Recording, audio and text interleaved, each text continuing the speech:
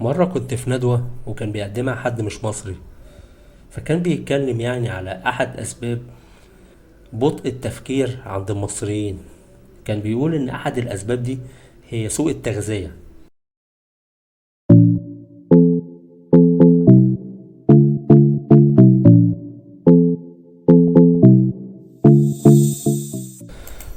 ازيكم جميعا وعاملين ايه؟ مرة كنت في ندوة وكان بيقدمها حد مش مصري، فكان بيتكلم يعني على أحد أسباب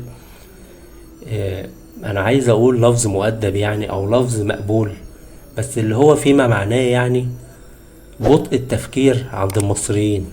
كان بيقول ان احد الاسباب دي هي سوء التغذية. طبعا هو قال اسباب كتيرة تانية، بس انا النقطة دي بالذات وقفت يعني قعدت افكر فيها كتير جدا. ازاي سوء تغذية؟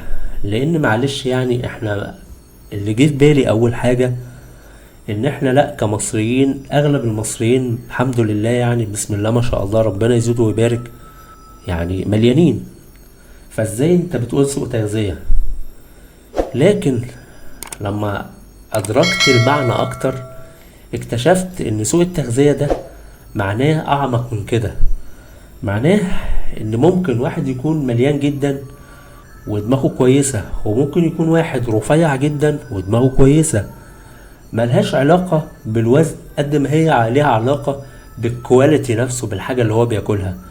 ممكن يكون واحد بياكل حاجات كتيرة كلها ملهاش أي فايدة، بتأثر على طريقة تفكيره. المثل الإنجليزي اللي بيقول you are what you eat، هو ده اللي احنا عايزين نوصله. إن غالبا أي حاجة انت بتاكلها بتأثر عليك.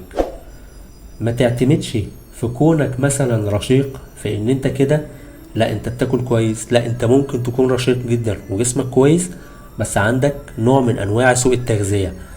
سوء التغذية اللي ما بتحصلش فيه على كل العناصر المفيدة اللي تخليك تفكر بالشكل الصح.